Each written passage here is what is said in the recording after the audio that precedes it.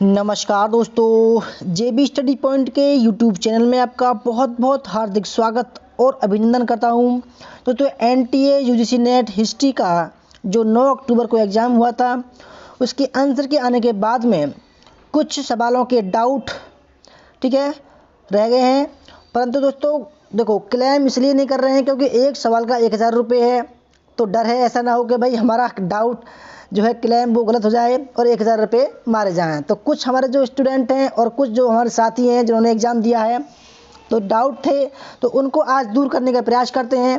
तो विस्तार से जानेंगे उनके बारे में जो कन्फ्यूज़न है। तो आइए शुरू करते हैं। दोस्तों आप जानते हैं कि हमारा नाम देव कुमार, PhD इतिहास, एक बार JRF 4 बार नेट पास। अगर आप हमारे चैनल पर नए हैं और आपने अभी तक हमारे चैनल सब्सक्राइब नहीं किया है, प्लीज़ सब्सक्राइब कर लीजिए। उसके पास में जो बेल आइकन है उसको प्रेस कर लीजिए, जिससे कि आने वाली नई वीडियो का नोटिफिकेशन आपको पहले ही मिल सके। वीडियो को लाइक और शेयर दोस्तों ज़रूर कीजिएगा। तो देखते हैं कौन कौन से डाउट हैं, उनको दूर करने का प्रयास करते हैं। दोस्तों एक सवाल ये था, सवाल था जो डाउट है मैं बताऊँगा आपको डाउट क्या है आप पर। आर्यभट्ट वाला जो सवाल था, आर्यभट्ट ने निम्नलिखित में से कौन सी खोज नहीं की थी। दोस्तों देखो, आर्यभट्ट ने बताया कि पृथ्वी गोल है, पहला ठीक हो जाएगा इसका। उसके बाद बताया कि पृथ्वी जो है वो अपने अक्ष पर घूमती है, दूसरा भी ठीक है। और उन्होंने बताया कि पृथ्वी की जो छाया चंद्रमा जब पर पड़ती है तब जो है चंद्रग्रहण होता है, ये भी चौथा ठीक था। जबकि उन्होंने जो नहीं बताया था वो नहीं बताया था दोस्तों कि पृथ्वी सूर्य के चारों ओर चक्कर लगाती है, ये जो है वो उन्होंने नहीं बताया था।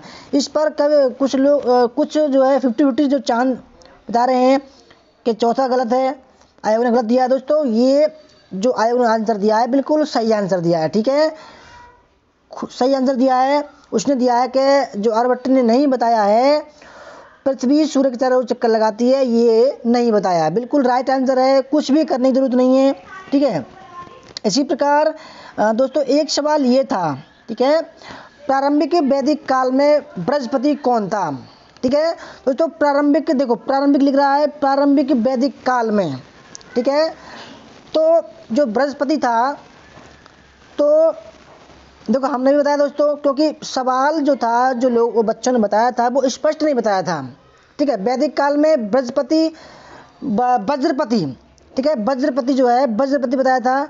वज्रपति जो है वो चरवाहों का स्वामी था, जबकि बृहस्पति जो था, बृहस्पति दोस्तों बृहस्पति का बिल्कुल सही आंसर है योद्धा समूह के प्रमुखों का नेतृत्व करने वाला अधिकारी था। ऑप्शन नंबर बिल्कुल ठीक है। जो सेना थी, जो जन कबीले थे, उनका नेतृत्व करने वाला अधिकारी कौन था, बृहस्पति था। ऑप्शन नंबर फर्स्ट इसका सही आंसर है, कोई क्लेम करने की जरूरत नहीं है, बिल्कुल ठीक आंसर है। एक सवाल इसमें डाउट है बच्चों को, दोस्तों ये वाला सवाल देखो, मैं बताना चाहता हूं कि इसमें डाउट क्यों कर रहे हैं आप। देखो सवाल है, निम्नलिखित सैयद सुल्तानों को आरंभिक काल से उनके ऐतिहासिक कालक्रम में व्यवस्थित करना था आपको। दोस्तों आपको पता होगा, देखो खिज्र खां पहले नंबर पर आएगा। खिज्र खां ने उसकी स्थापना की थी सैयद वंश की, उसके बाद में देखो आपने पढ़ा होगा कि मुजुद्दीन मुबारक शाह, केवल मुबारक शाह पढ़ा होगा, जबकि सेकंड जो लग रहा है उसके सामने, इस पर आपको कन्फ्यूजन हो रहा है कि सेकंड कैसे होगा। दोस्तों देखो इसने दो पॉइंट दिए हैं, वो पूरे सल्तनत काल में से दिए हैं कि क्योंकि मुबारक शाह जो है पहले एक आ चुका है, अब जो सैयद वंश का था वो दूसरा था, तो इसलिए इसको दूसरा नाम दे दिया है। तो यहाँ पर थोड़ा कन्फ्यूजन बनता है, जबकि कन्फ्यूजन थोड़ा समझने वाली बात थी, इसलिए जो दूसरा ऑप्शन है मुबारक शाह, ये दूसरा पढ़ा जाता। उसके बाद में दोस्तों मोहम्मद शाह 4 है, जबकि सैयद वंश में केवल मोहम्मद शाह दिया हुआ है, जबकि मोहम्मद शाह जो है 3 सल्तनत काल में पहले आ चुके हैं, तो इसलिए ये जो डी था वो तीसरे नंबर पर आ जाएगा। बस थोड़ा सा ही दिमाग लगाना था, कोई भी डाउट नहीं है वैसे तो, बस आपको कन्फ्यूजन करने के लिए दिया सवाल। और चौथे पर आ जाएगा अलाउद्दीन आलम शाह। ऑप्शन नंबर इसका ए ठीक है, कोई भी डाउट नहीं है इसमें, कोई भी चैलेंज करने की ज़रूरत नहीं है। अब तीसरे सवाल पर जाते हैं। दोस्तों हाँ, ये थोड़ी सी बस मिस्टेक है, क्योंकि दोस्तों मैं बताऊं आपको कि आयोग बोलता है कि अगर आपको हिंदी में दिक्कत है तो इंग्लिश वाला मान्य होगा, ठीक है।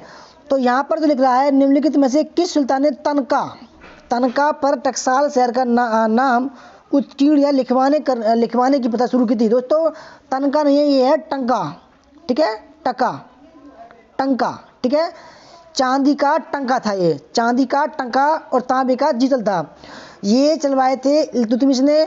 और टंका पर टकसाल माने जहाँ पर टंका जो बनते थे, ठीक है। तो टकसाल शहर का नाम यानी कि कोई टंका बना बयाना में, ठीक है, तो बयाना का नाम उस पर लिखता था। तो ये शुरुआत जो करवाई थी, ये करवाई थी इल्तुतमिश ने, ठीक है। ऑप्शन नंबर इसका बी बिल्कुल ठीक है, कोई भी कुछ करने की जरूरत नहीं है, मिस्टेक हो जाती है, ठीक है। रूल और जो रूल है वो ये है कि इंग्लिश का जो अर्थ है वो मान्य होगा, ठीक है, कोई भी चीज़ करने की जरूरत नहीं है। उसके बाद में एक दोस्तों ये वाला सवाल था, ठीक है, निम्नलिखित में से किस गुप्त शासक ने सबसे कम स्वर्ण प्रतिशत वाले स्वर्ण सिक्के जारी किए थे। दोस्तों कम से कम 90% लोगों ने लगाया है स्कंदगुप्त, ठीक है, इसलिए डाउट हो रहा है। 90% जो कैंडिडेट हैं उन्होंने स्कंदगुप्त का आंसर लगाया है, जबकि दोस्तों जो आयोग ने आंसर दिया है वो दिया है विष्णुगुप्त, क्योंकि विष्णुगुप्त जो था गुप्त वंश का अंतिम शासक था। और दोस्तों इसी वजह से उसके जो सिक्के थे उसमें सबसे कम सोने की मात्रा थी, ठीक है। तो इसलिए दोस्तों इस सवाल पर भी कोई आपत्ति उठाने की जरूरत नहीं है, बिल्कुल ठीक है, विष्णुगुप्त, ठीक है, ऑप्शन नंबर डी। हो सकता है इसमें थोड़ा बहुत चेंजिंग हो सकता है, स्कंदगुप्त भी हो सकता है, परंतु दोस्तों आयोग जो है उसने सही तरीके से बनाई आंसर की, ठीक है। क्योंकि मैंने देखा है कि कुछ जो पेपर जो और सब्जेक्ट के हैं उन्होंने कुछ सवाल को ड्रॉप किया गया है, यानी कि जो गलत है वो उनको निकाल दिया गया है सबको पहले ही, ठीक है। तो इसलिए बस इस पर देख लीजिएगा, विष्णुगुप्त वैसे सही हो जाएगा, ठीक है। एक सवाल ये है कि स्त्री धन, दोस्तों देखो इसमें भी 90% लोगों ने शतपथ ब्राह्मण लगाया है, ठीक है, 90% कैंडिडेट ने शतपथ ब्राह्मण लगाया है। स्त्री धन शब्द का पहली बार उल्लेख निम्नलिखित में से किस ग्रंथ में मिलता है। दोस्तों देखो मैंने भी जो है पढ़ा है, कोई किताब में पढ़ा है मैंने शतपथ ब्राह्मण, और अर्थशास्त्र भी पढ़ा है मैंने, ठीक है, क्योंकि कौटिल्य के अर्थशास्त्र में स्त्री धन का उल्लेख मिलता है। और को जो पीएचडी वगैरह लोग करते हैं उनकी मैंने थीसिस पढ़ी है, तो उसमें शतपथ ब्राह्मण भी था। तो दोस्तों इस पर डाउट हो सकता है, ठीक है, इस सवाल पर डाउट हो सकता है। इसमें मैं बताऊँ आपको 70% तो मैं बता रहा हूँ आपको अर्थशास्त्र, ठीक है, और 30% इस पर जो है शतपथ ब्राह्मण, ठीक है, 70 और 30 का इसमें लड़ाई चल रही है। तो हो सकता है इस पर दोस्तों विचार हो सकता है, ठीक है। तो देखो अब तो जो आयोग है क्या मानता है, लास्ट जो उसका फैसला होगा वही मान्य होगा, ठीक है। तो आयोग ने जो उत्तर दिया है उसका अर्थशास्त्र दिया है, ठीक है, जबकि शतपथ ब्राह्मण में भी मिलता है।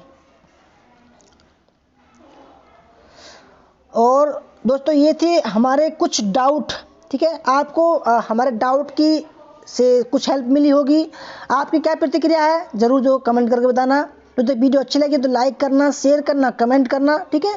और रिजल्ट जो है मैं आपको कट ऑफ भी बता दूं दोस्तों, देखो जनरल की जो कट ऑफ है, जनरल की कट ऑफ, ठीक है, वो जा सकती है 57 से लेकर 60 के बीच में, ठीक है, कुछ कम होगी पिछली बार से। ओबीसी की जा सकती है, ठीक है, ओबीसी जा सकती है जनरल जेआरएफ की 55 से 57, ठीक है। ईडब्ल्यूएस की जा सकती है जनरल जेआरएफ की, दोस्तों मैं जेआरएफ की बता रहा हूँ अभी, ईडब्ल्यूएस की, ठीक है, ईडब्ल्यूएस की जा सकती है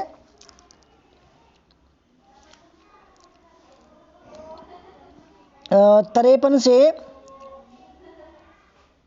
56 के बीच में, ठीक है, ईडब्ल्यूएस की 53 से 56 के बीच में जेआरएफ जा सकता है।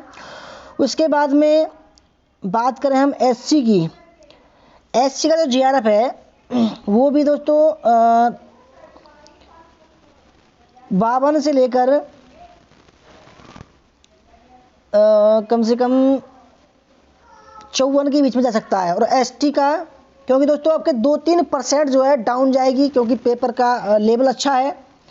एसटी की जाएगी 51 से लेकर 53 के बीच में जीआरएफ की।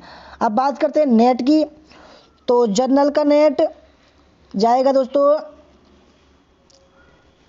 48 से 51 के बीच में, ठीक है। और ओबीसी का जाएगा 47 से 49 के बीच में। ईडब्ल्यूएस का 45 से 47 के बीच में, ठीक है। एससी तो एससी का जो नेट है वो जाएगा 40 से लेकर 43 के बीच में, ठीक है। और एसटी का जाएगा ये भी दोस्तों 40 से 43 के बीच में जाएगा। दोस्तों ये थी हमारी आज की कुछ डाउट की और कट ऑफ भी मैंने बताई आपको, ठीक है। तो ये आपको वीडियो कैसी लगी, अच्छी लगी तो लाइक करना, शेयर करना, कमेंट करना, और दोस्तों हमारे चैनल जेबी स्टडी पॉइंट को जरूर सब्सक्राइब कर लेना। और हमने एक बैच शुरू किया है, ठीक है। नेट का बैच है 6 महीने का, और टीजीटी पीजीटी हिस्ट्री का बैच हमने बनाया है। जो भी जुड़ना चाहता है दोस्तों, हमारा नंबर है 8755475312 पर संपर्क कर सकते हैं। धन्यवाद। जय हिंद, जय भारत, वंदे मातरम। मिलते हैं अगले वीडियो के साथ में, तब तक के लिए बाय बाय, टाटा।